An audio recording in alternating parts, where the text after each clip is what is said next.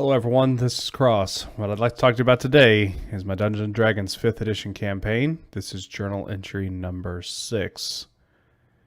So we began this session with the events at the tree.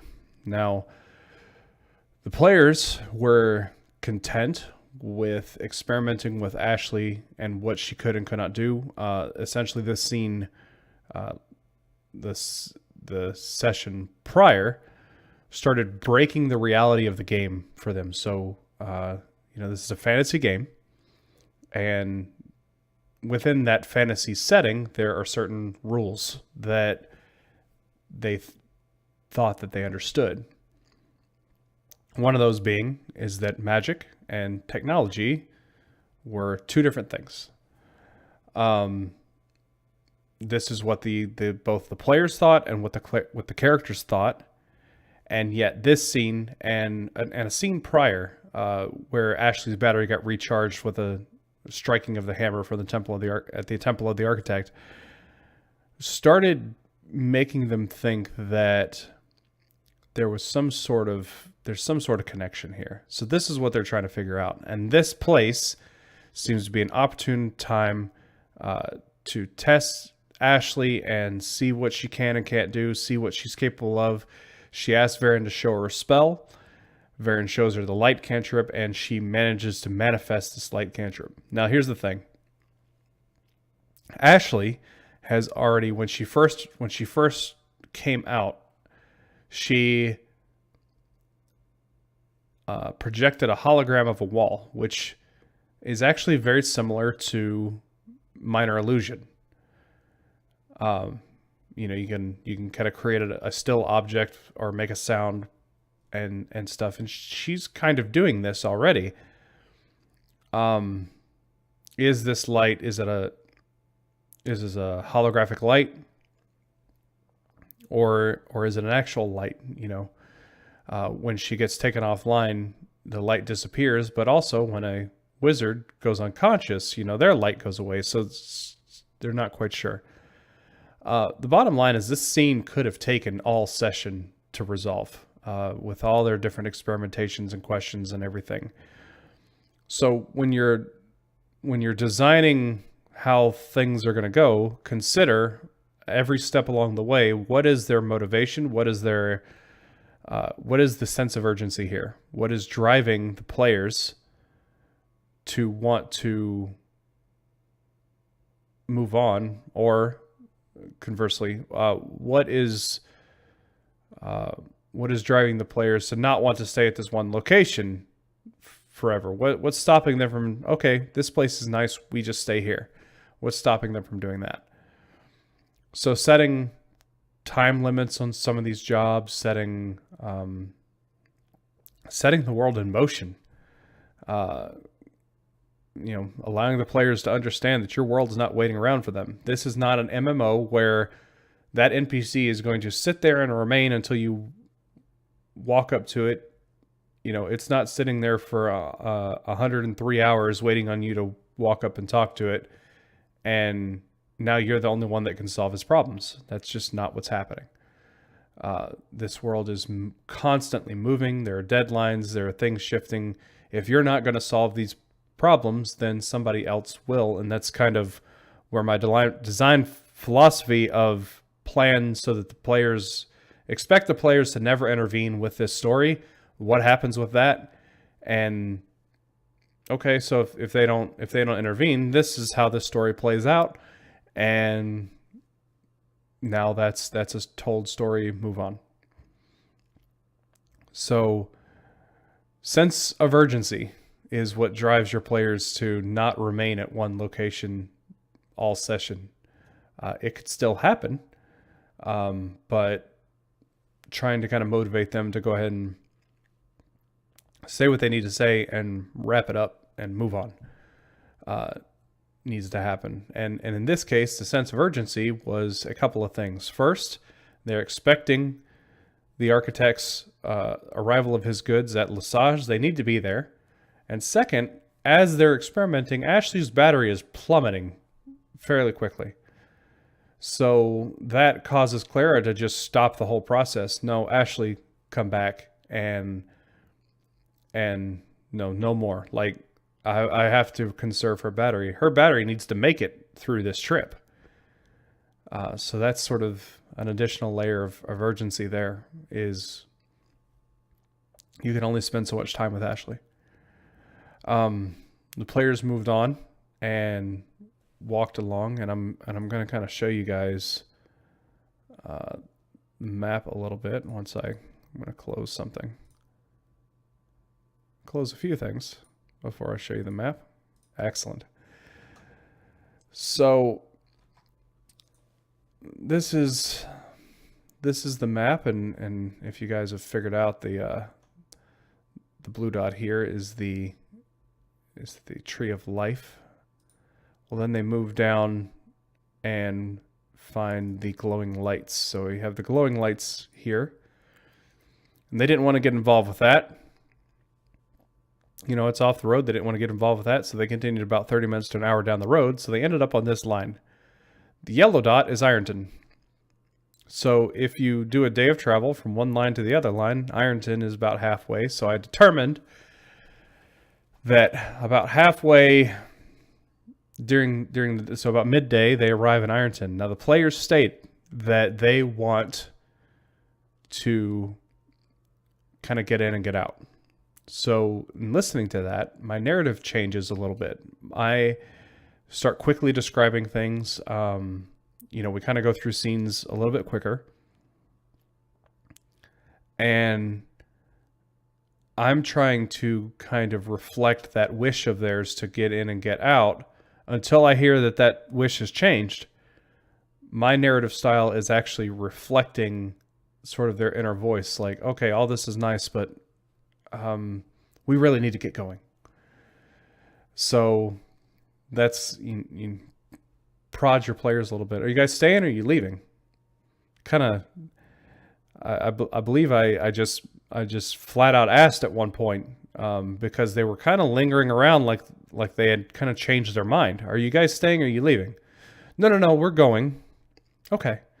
So drive the narrative where they leave. Now, it's interesting. They made a loose agreement with the owner of the foundry to make a bunch of silver weapons because there are creatures down there that can't be harmed by normal weapons. Now, they've encountered this several times.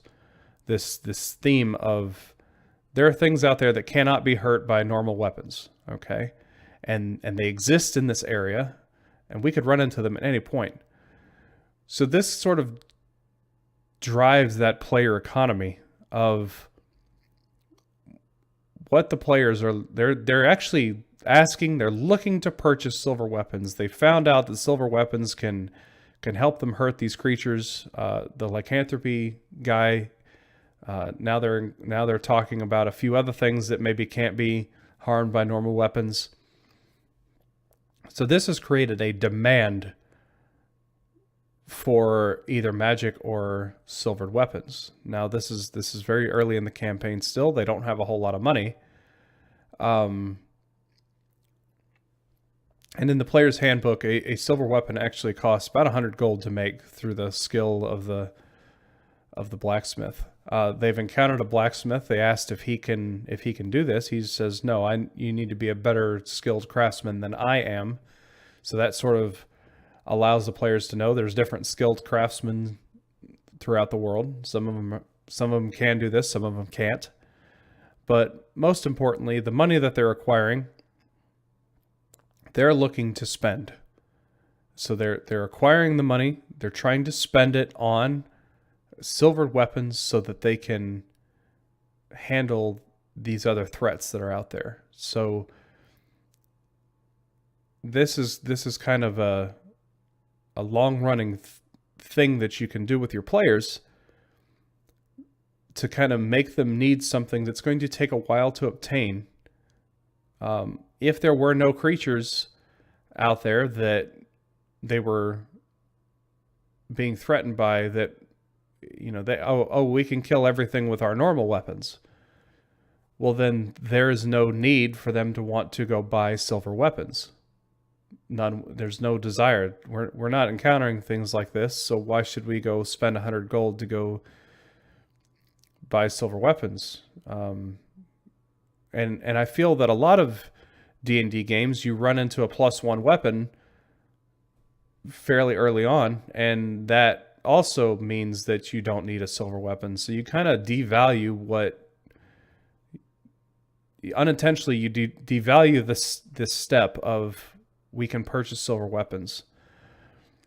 You know, you have to give them the lore that's what it takes, and everything, but it kind of creates this drive. So that's what I'm doing in this game. It's working. All the players are there seems to be constant talk about we need to purchase these things. We need to look into buying these things so that they can, if they run into anything like this, they can survive the fight. So they left and they went on. They went to Lesage. Now the thing is that sometimes I will do the day by day, and then sometimes I kind of skip ahead a few days. We're keeping track of the calendar, exactly how many days are being spent. But kind of listen to your players in what they're doing to determine what speed you need to go in your narrative. They did a lot of fireside chat. You know, we had some events. I didn't really have anything planned for them to run into. So was it necessary to kind of go through the motions of each watch? Maybe not. What was important was the session was coming to a close, and I wanted to end on some sort of note, be it a cliffhanger or some sort of mystery just revealed or something. Try to find somewhere in your story that kind of makes them think about what's going to be happening in the next session. So that way, you know, they're thinking about their possibilities and stuff. And so that for me was actually walking into Lesage, and encountering what's going on there, doing a quick description of Lesage, the wonders that they're seeing, and then, you know, and we'll find out what happens next in the next session. Well, that didn't happen. Okay. And it's important to understand that while that was kind of the thought that I had, they're not breaking my game or doing anything by not going through with what I thought would happen. What I thought would happen doesn't matter. It's what happened. So I had designed Lesage to have guards, and these guards would have the line into the city separated from the gate, and they would call people individually over to inspect them or to interrogate them, making sure that they weren't trying to do anything nefarious in their trade town.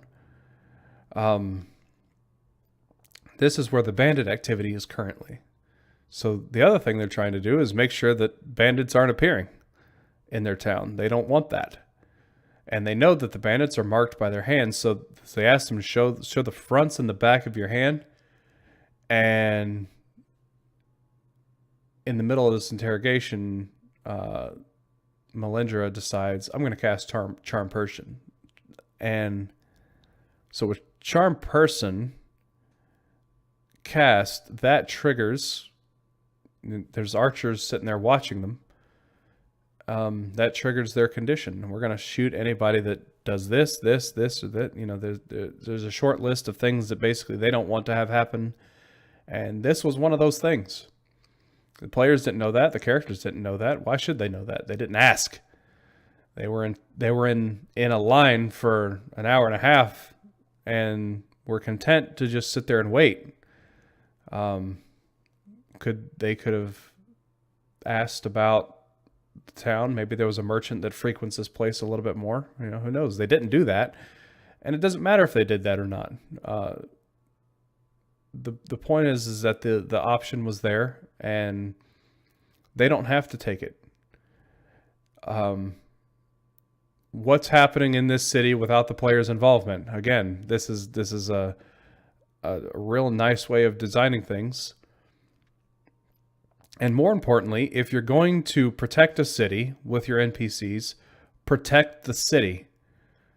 Don't think like, oh, well, there's all these guards with all these archers, and then the players go up and just start casting all these spells. And oh, okay, well, you cast that spell. Okay, you cast it. Well, look, there's a reason why murder hobos exist, and it's because there is no threat from your game that puts them in line. There's no retaliation from the town. You know, they're just running around doing whatever they want, and you're sitting there complaining, man, my players keep doing all this, and I don't find that cool. Well, where's the bounty hunters? Where is the threat? And not only where is the threat, but where's your follow through? Basically saying, your characters chose to do this, your characters chose to behave in this way, and guess what? In this world, they get hunted down and they get thrown in prison. And, you know, I'm sorry, dude, but, you know, you killed all these people without provocation, without reason, and your character's head just got chopped off. And once the players realize that there's consequences for their actions, maybe they won't run around behaving in such a wild way. Now, if that's the way that you want your table to be, then don't do any of that. You know, I frequent forums from time to time, and I see a lot of complaints, and it's like, okay, are there consequences for your action? Yeah, the guards will do this. Well, have they done that? Well, no. And it's because now you're at the DM, as the DM, you're trying not to be the bad guy. You're trying not to, you know, you're just wanting them to sit there and have fun. But at the same time, you're wanting to try and tell a serious story. And there's a conflict in that. You know, allowing somebody to do whatever they want and also trying to tell a serious story. Those things don't exactly mesh all the time. I try to tell serious stories. And therefore, when players do things that are against the law in a certain area, there will be consequences, there will be follow through, and if they keep pushing, you know, eventually that could result in a very bad day for that character. Likewise, there are places in my world that don't have these laws, that don't have the consequences for your actions. And so there becomes this balance of, okay, if you want to play that way, you need to go here in my world, because it's a little bit more lawless. So there's that going on, but in the middle of this, I had planned for this old man to kind of come and intervene in this semi-interrogation, and complaining that all this stuff was going on in the woods. Well, it happened to line up that the players were in the process of being arrested at the same time that this guy needs help. Well, the guards don't want to go help this guy. That sounds dangerous. Okay, you adventurers go help this guy. And I tell you what, you know, for helping him, we'll just forget that this little thing happened. I mean, let's be real. She just cast Charm Person. So then they start heading south, and eventually they come across this camp, and there's this scene being described. So the scene is, first let's talk about their expectation. What the old man saw, what he reported was some sort of woman that essentially ripped the soul out of his son. So that's what they're expecting. When they get there, they find at this camp, they find bodies being shot with arrows, throats slit, all sorts of things. And they also find 2 women that have had their clothes ripped off and they were sexually assaulted. So why include that in my game? I am trying to tell a story. I'm trying to tell the story of what type of people are these bandits. There is the types of bandits that will steal from you. There are the types of people that will threaten to harm you and steal from you. There are the types of bandits that will kill you and steal from you. And then there is the type of bandits that will torture you and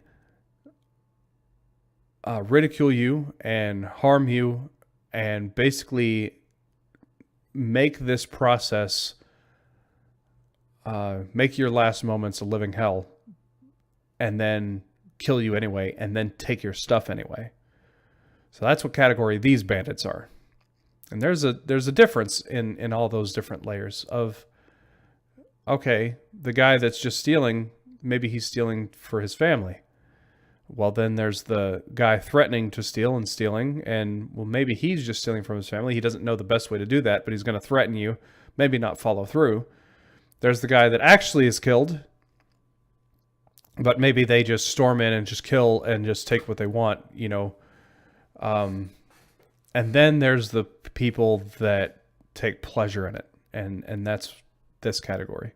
So I wanted to make that distinction, and I did that by having the scene described the way that it was.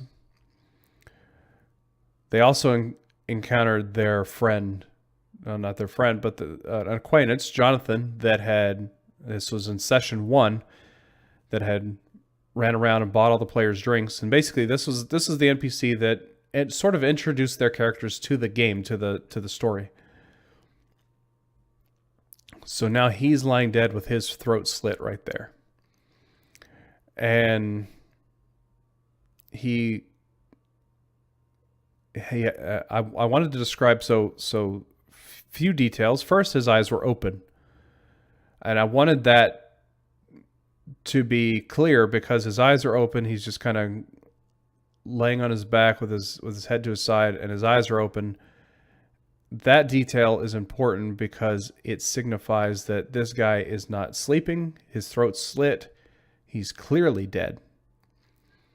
So that in a few moments, when he comes back to life, there's this shock of okay, I know for a fact he was dead. Now he's back up again. What happened? So in Ayers Key's book, which she has a physical book of now, I made the book and I gave it to her. You know, this is a book that her character carries around as well. It talks about Revenant. And in there is a quote that says, the fastest way to kill a Revenant is to slay it. However, more often the right way to kill the Revenant is to actually help it complete its goal. And that was important because it kind of shaped the player's understanding of what undead are a little bit. That sometimes the right thing to do is to actually help them move on. I mean, that's ultimately, you're trying to get rid of them, but there is a violent way of doing that, and then there is a kind of, if a ghost is lingering because it has some unfinished task, helping it complete that task kind of helps it resolve its reason for being and lets it pass on.